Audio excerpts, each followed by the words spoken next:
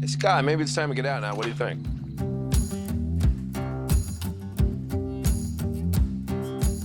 Breaking Bad violates the sanctity of the swimming pool. This classic status symbol has long signified domestic bliss, family fun, and a badge of material success. But in Vince Gilligan's show, it becomes the site of harrowing events. In fact, over the course of the show's 5 seasons, it's difficult to think of anything good happening near a pool. So what does this symbol of the swimming pool mean in Breaking Bad? And why do terrible things keep happening around it? Let's take a look at how the pools in the story get at the nagging guilt and discontentment that drives these characters, and give us a secret mirror into what they're feeling throughout the story.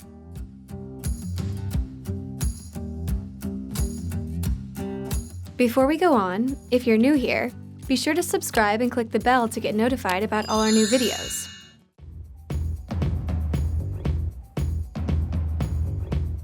When human beings attempt to interpret the meaning of their dreams, it's generally accepted that water is connected to our emotions. Whereas the ocean might stand for collective emotion, a swimming pool is contained, cut off, like the emotions of an individual. And in Breaking Bad, the white swimming pool is a mirror reflecting Walter's emotions at any given point. Most saliently, Walter's relationship with his pool visualizes his obsession with contamination. And I am not going to expose this batch to the open air and contamination. Which is a stand-in for his guilt over what he's done.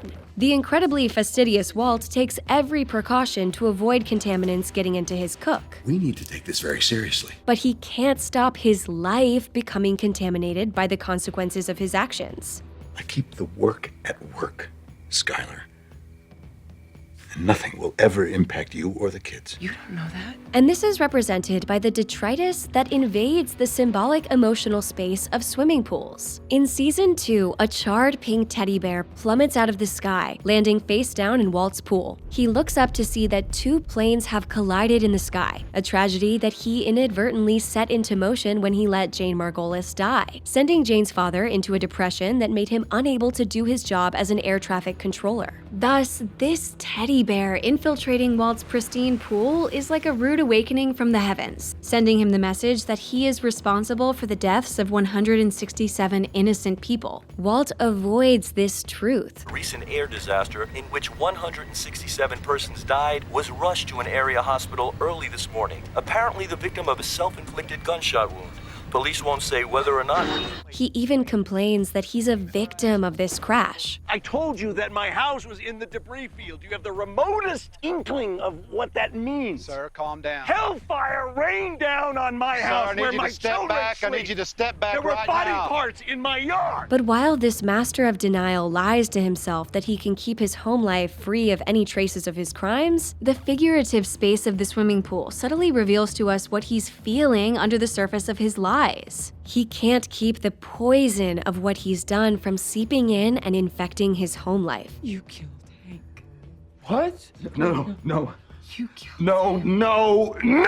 On the deeper subconscious level, his feelings of guilt have penetrated his clean water, and no amount of denial or striving for control will allow him to clear the stain. That teddy bear, which haunts the cold opens of Season 2 episodes, has a missing eye. And some have seen this eye as representing the eye of God, or of the universe judging Walt for all he's done. And that leads to an intriguing question. Why does Walt hold on to this eye? If he's in such denial, why does he hang on to this reminder that the universe is judging him? It's clear over time that there are 2 people within Walt battling for his soul. And while one of them ingeniously evades responsibility, I can't be the bad guy. the other is tortured by guilt. In the episode Fly, There's been a contamination. Walt's fixation on a fly that's penetrated the meth lab is really about his feeling that his life has been corrupted by his evil actions. What about the contamination? It's all contaminated. The good Walt is making a brave attempt to surface. I'm sorry about Jane. So by hanging on to the teddy bear's eye, this largely defeated better self in Walt is trying to cling to his guilt so that his soul can somehow be recovered. Yet that Walt is losing the battle. At the end of Season 4, the camera moves from the pool over to Walt's Lily of the Valley plant, revealing that it was Walt who poisoned the boy Brock in order to manipulate Jesse. Who do you know? Who's okay with using children? Jesse, who do you know? Who's allowed children to be murdered? Gus! By positioning this poisonous plant next to the pool, the moment turns the water into a reflection of how villainous, even evil, his soul is becoming. In Season 5, as Skylar sinks into the deep end, this represents the way that Walt has dragged his family under. His wife wades into his guilty water, just as she has become his accomplice, justifying her actions as a necessary evil. Someone has to protect this family from the man who protects this family. And the underwater image reflects Skylar's emotional state. Despite her attempts to manage the situation, This has to be convincing. instead she's drowning in feelings of despair and powerlessness. She's gonna come up, right? She has to. She's overwhelmed by emotion, as represented by the water pulling her under, while her face is expressionless, showing that this overload has made her numb, unable to connect to the enormity of what she's feeling. The visual matches the way she has described herself as a prisoner in her own home, I'm not your wife. I'm your hostage. and gets at how psychologically damaged she's going to be in a lasting sense. Is that what your pool stunt was about? Trying to protect my children from me? Not just you. There's blood on my hands, too. The pool, which often gives off an eerie blue glow, could also be a visual metaphor for Walt's love affair with his blue meth.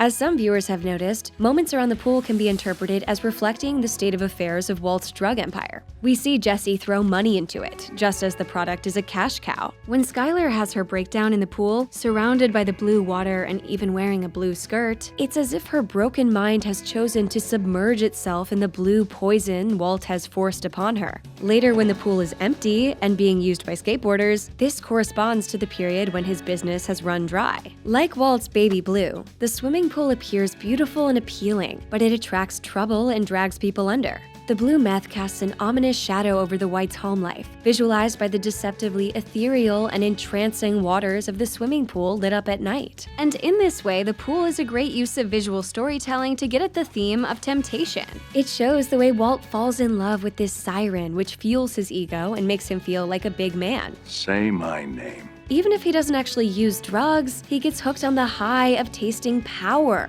to the detriment of everything else in his life. You and your pride and your ego. You just had to be the man.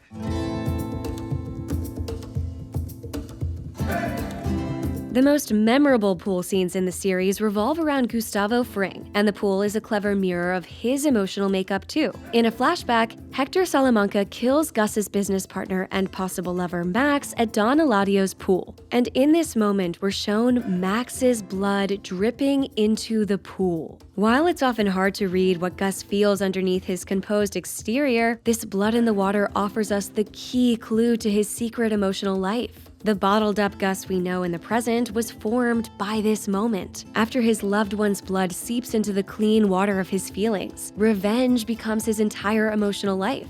Now, the Salamanca name dies with you. We never see him express a genuine emotion unless it's centered around Hector and his burning desire for vengeance. This is what comes for blood, Hector.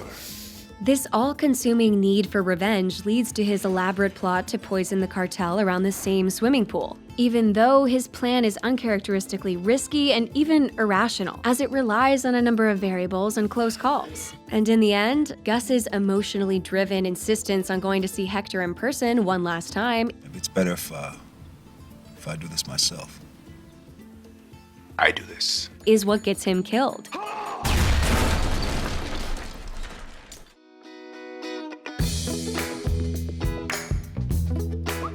The most striking thing about the swimming pools in Breaking Bad is that almost nobody ever swims in them. The pool is a fixture of the well-off American suburban home, a stand-in for the American dream, a symbol of happy times of togetherness in the sun, and the holy grail of material comfort. While the White family is in dire financial straits at the start of the show, Walt, the MasterCard's the one we don't use. Their house with the swimming pool in the backyard tells us they're still projecting the outward appearance of a comfortable American life. Yet it's no accident that, apart from Skylar's breakdown, nobody is actually shown using the White's pool. Walter Jr. vomits in it, Hank emasculates Walt near it at family barbecues. Jesus, Walt, you burned the shit out of him. But we don't get a single warm, fun swim. The swimming pool, devoid of people using it to frolic and have fun, represents what's lacking in the White's home life. These people aren't connecting, and there is little genuine joy here. Veggie bacon. We're watching our cholesterol. In his society, Walt is encouraged to provide his family with comforts like a swimming pool, as if this will magically yield contentment.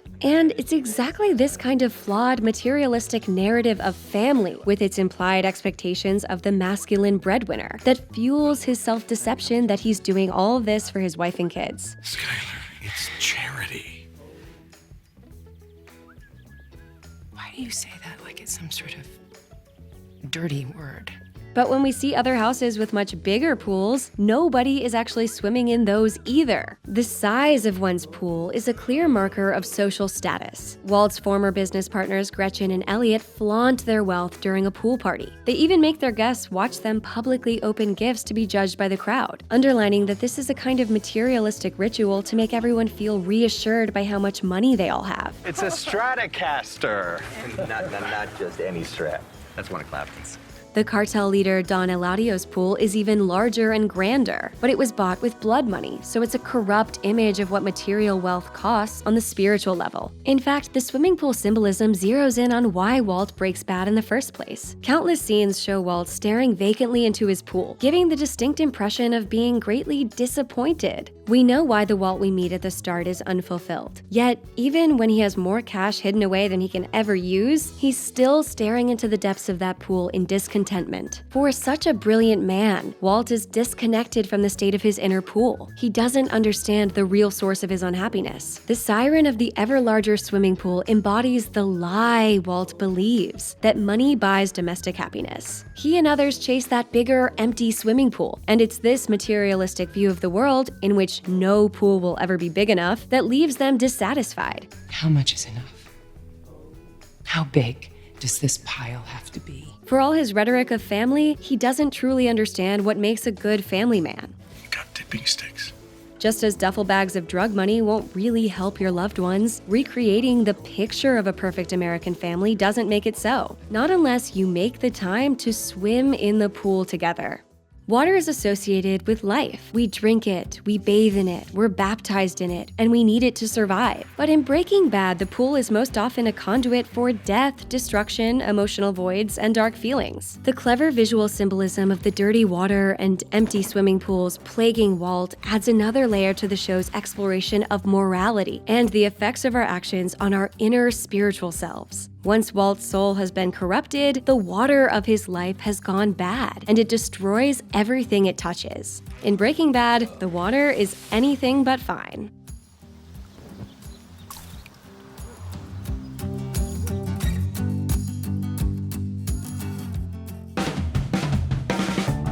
Hey guys, it's Susanna. And Deborah. And we are The Take. So some of you support us on Patreon already, and we can't thank you enough for that. You are our heroes. Meanwhile, if Patreon's not for you, or you don't feel like signing up, totally cool, you can also support us right here on YouTube now with a new feature called Memberships. So if you sign up to be a member, you can get perks like seeing our videos early. Sometimes we give away free things like VIP codes for Mubi, special thanks on our videos, and more. And then there's also and always our undying gratitude, because we can't do any of this without you guys and your support. So if you're interested in becoming a member, hit that join button and check it out. Thanks for watching.